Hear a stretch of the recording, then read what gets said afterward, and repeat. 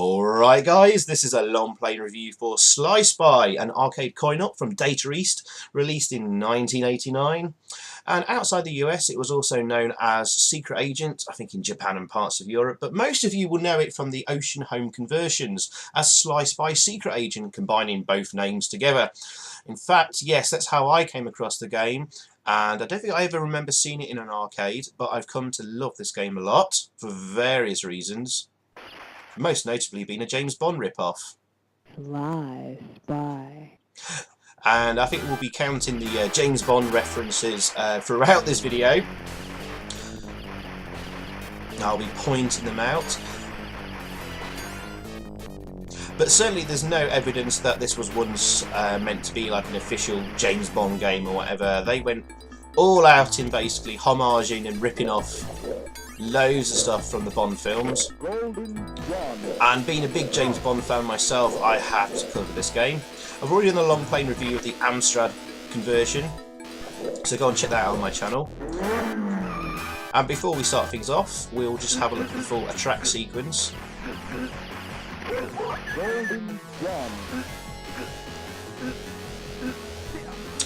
Obviously Data East also did Robocop,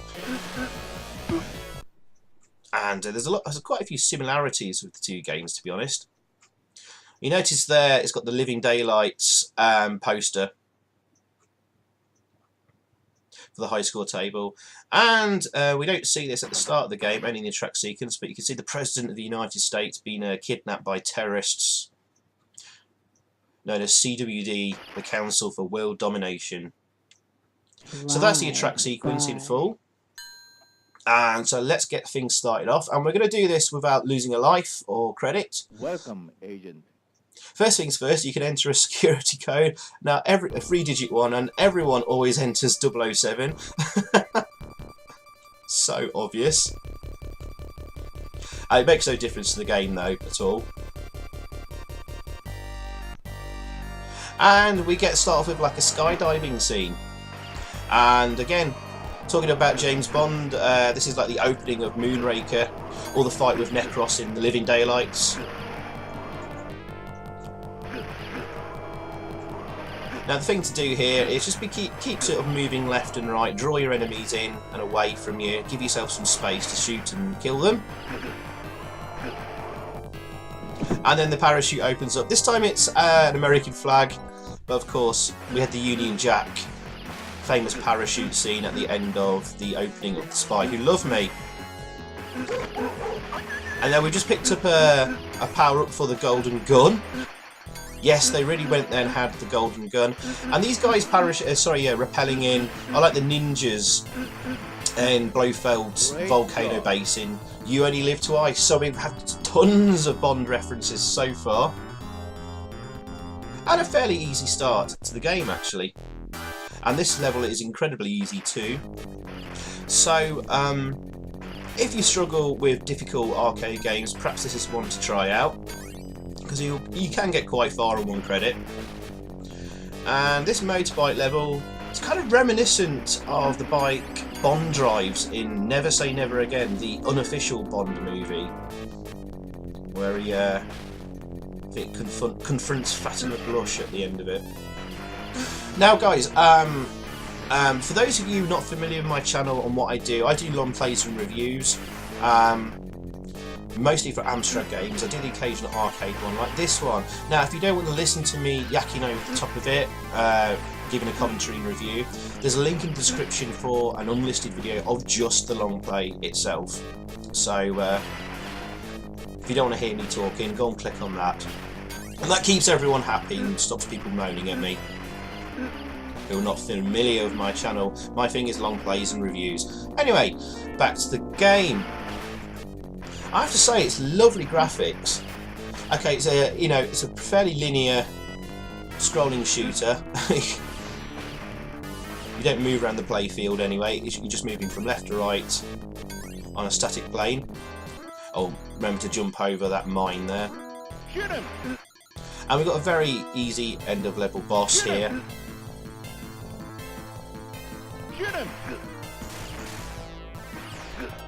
Only one bullet will make a difference here. If you shoot off several of them, only one will hit your target. There's like a slight reload time, I suppose, on the boss. Don't be firing away your bullets, just you do one at a time. Now we're on to level 3, and Sly Spy arrives in a red Ferrari, which is kind of reminiscent of the red Lotus Esprit in For Your Eyes Only. Notice there's a Chelnov poster there. That was an arcade game from Data East, and throughout the game it's going to be littered with adverts for other games, and even Data East itself. There's the logo there at the top of the boat, and there's another golden gun pickup there. Obviously, homaging the man with the golden gun. We'll see it in action later. We've got guys on. I didn't mention it's got guys in jetpacks. Oh yes, we've got the golden gun in action. It's more like a super-powered rifle, like the Cobra gun in Robocop from Data East. And of course, the guys on jetpacks are like Bond using a jetpack in Thunderball. Also, the boat is named after the programmer. It's on the side of the boat somewhere, but we went a different route. Oh, there's an advert there for Bad Dudes, Dragon Ninja. I stupidly took our first hit there, which was easily avoidable. But now, at the end of level boss here is quite clearly Jaws, but with some things on his arms. Now, if you get hit by him, you lose your gun, and you have to defeat him with kicks and punches. But it's actually quite easy to shoot. And he's done. Just move back and forth like that. He does sometimes do a big jump, so watch out for that. But if you use that method there, he won't do that big jump and end up hitting you.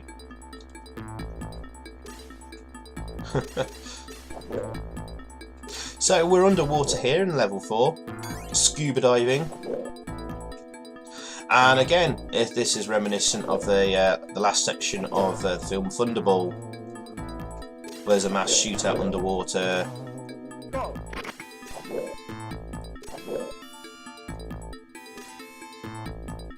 And we also see sharks being used here. Again, there were sharks in Thunderball and featured a few times in other Bond films like Spy Who Loved Me, License to Kill, etc. And this underwater level plays quite nicely. You don't have the force of the water sort of dragging you down. You can sort of stand still, which makes things a little easier. The sprites are quite big, so that makes the play area quite tight. See, I've lost a few hits there. But yeah, there's a few pickups in the game. That's B for bullets. Coke cans restore some of your energy. I think it's 3 bars of energy. You don't get your energy restored at the start of a level though. We've got a sharp boss here. There's another boss that appeared briefly. We'll talk about him later because he makes a reappearance. I don't remember Bond like fighting a shark though, but it's kind of sad that there's actually quite a few animals you end up killing in this game, which I don't approve of. I'm not a vegan or vegetarian or a PC wuss, but like, you know, really, we kill a lot of Doberman dogs, sharks, and we shall see some more animals unfortunately shortly that we have to defeat. I think it's rather pointless having that, but there you go. Oh look, there's an advert for Karnov, another game from Data East. Haven't really talked about gameplay much. Now, there's certain enemies that will drop Coke cans every time, like that jetpack guy. So it's worth knowing where and when an enemy will appear that will have a power-up you want. The same guys always drop Coke cans, so... And obviously, as I move through this level, I'm taking things quite cautiously. Because enemies spawn when you're at a certain point moved on. So you might find myself like sort of butching forward a little bit here and there. That was easily avoidable. So rather than rushing through the level, just take it slow, move forward a little bit. Take out the bad guys, move forward a little bit more, and that will get you through the game. Now there's a jetpack there you can actually pick up and use, but it's utterly useless through this section really. Because coming up here are some spikes and you can't get through it with the jetpack. You have to take one hit to lose the jetpack. You can't drop it by pressing the fire and down or anything like that. Another pickup there, a clock there to increase your time. And at the end of this level, Bond's got a beautiful Bond girl to rescue there. And the final boss there appears as a hologram. And yes, we're fighting tigers now. Any time I remember seeing a tiger in a Bond film was in Octopussy, but that's where Roger Moore just tells him to sit, and the tiger sits and he moves off. He doesn't shoot him with his Wolf BBK. These are probably the kind of the toughest bosses in the game, I would probably say. Because 2 appear at a time. When you shoot them, they jump back at you, and it doesn't leave you much time to manoeuvre. So I'm taking a few hits here.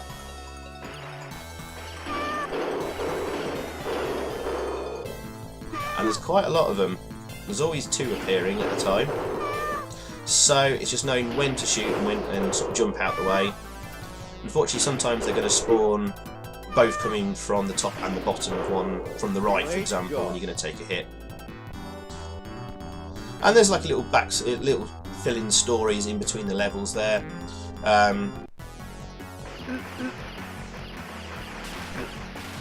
Which don't really add much to the game, but it's nice to have. So I'm moving my way slowly through the level. Here it's quite hard to know where to fall to not take damage. For example, I need to go far right there to avoid getting hit. Sometimes it's quite hard to know. And you need to have played the game before to sort of work out places where it's safe to jump down. For example, I now need to jump in the middle of those 2 guys, just drop down straight there and jump far to the left to give me time to take out 3 in a row there. And again, I'm just utching my way through the level now, taking them out one by one if necessary. Now I took too long there. I was waiting for the flame to go and I got bored and I jumped forward, and then I ended up taking a lot of hit because they all spawned at once. There's a good way to get through this level actually. That jetpack guy drops a jetpack and now we're using it and we can just fly through. You notice the submarine there? It's actually got Russian things on it there. So obviously CWD, the Council World Domination are probably Russian, or unless they've nicked Russian submarines and missiles. But Russia was a common theme and enemy in Bond films because of the Cold War and all that. And there we go, we've got through this level. Unfortunately, I guess I mentioned before, you can't drop the sodding jetpack. So I'm going to have to take a hit here so I can get rid of the jetpack. So I won't have enough room to sort of go up or down to avoid what is clearly Oddjob from Goldfinger and his deadly bowler hat. And of course we're in an underground base here as well, which is kind of a staple of Bond movies, like the underground volcano base in You Only Live Twice. Great job. Or probably more accurately Moonraker, and that's the final base. Kind of feels a bit Moonraker-ish. And we've got another underwater section here now. Again, same enemies drop Coke cans, so I know that shark, or if you kill it, always drops a Coke can to restore health, so I'll go for that.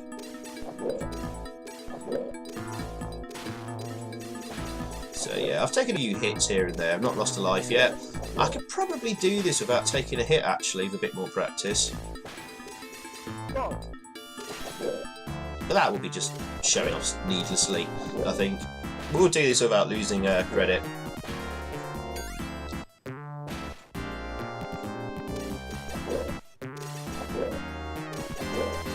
And again, just take your time here, just butch forward a little bit, spawn a few enemies, kill them, move on. Because if you move on too quickly, the screen can just get filled of like bad guys, and that's where you end up sort of dying and losing energy really quickly. Game over can occur really, really quickly.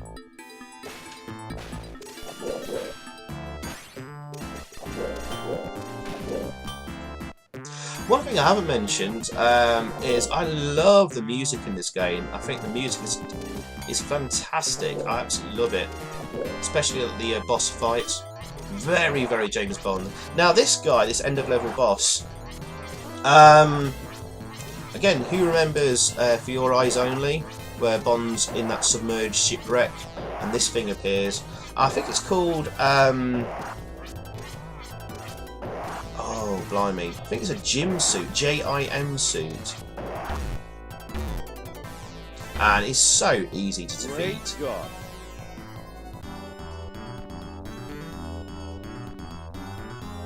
Yeah, it's a JIM suit, it's called, for deep sea diving. And look there, guys, there's a decapitated Robocop. So another advert for Data East games there. And yeah, this is an underground base, and you'll see it's kind of like very like Moonraker. When we get to the end of it, there'll be like a missile about to take off, which is a bit like the space shuttle that's about to take off, where Bond's stuck at the bottom of it, and he wants to escape being incinerated. Quite a tough level here. Again, lots of enemies will spawn if you move too quickly, so I'm just taking my time here, ushing forward and clearing them off one by one. Really nice graphics, but then it should be for the year of release. Decent sound effects, and overall this is a very fun game. The difficulty is rather artificial. It's just like spawn lots of bad guys as the levels progress, more and more at a time. But they all spawn at the same places and with the same pickups, as mentioned previously. Now this section is quite tough here. See, I'm not managed to do it without taking a hit.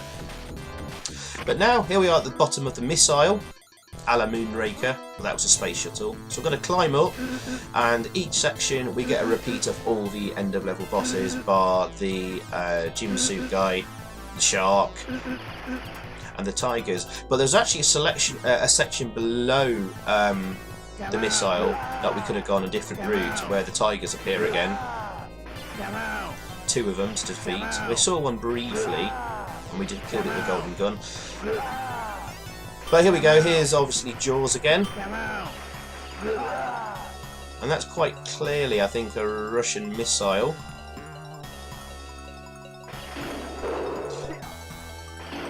Maybe the Council Will Domination has stolen it along with that submarine, I don't know. Unfortunately though, killing tigers again.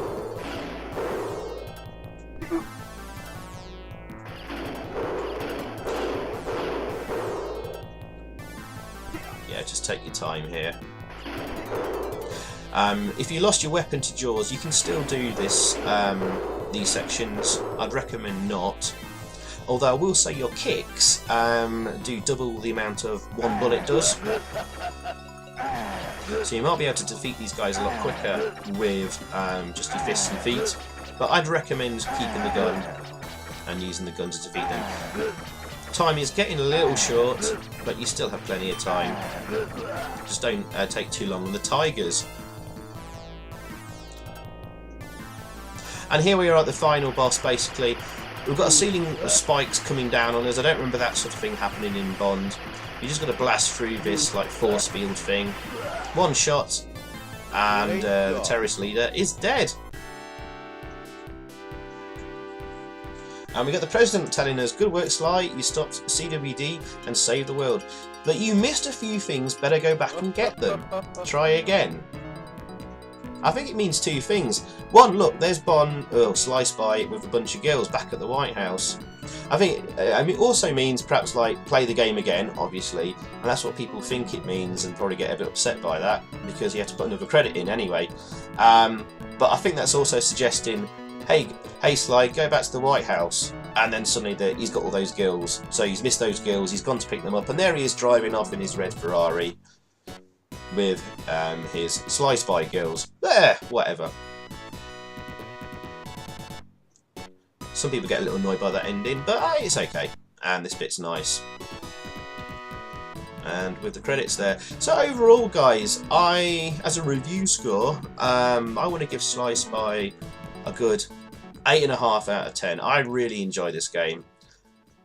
And if you're a... Oh, Sly. Ooh, Sly. We only see the high score table there briefly, but there you go, guys. Hope you enjoyed. 8.5 out of 10 from me.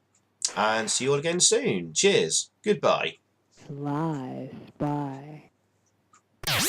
I just want to say a really big thank you to all my new Patreons. Your support is hugely appreciated. So if you want to help support the channel and more new videos from me, please check out patreon.com/Xyphoe. Cheers. So thanks for watching, guys. I hope you enjoyed that. If you did, please click a like below, leave a comment, and also subscribe if you haven't already. And over that way, there's another video for you to check out. Xyphoe out.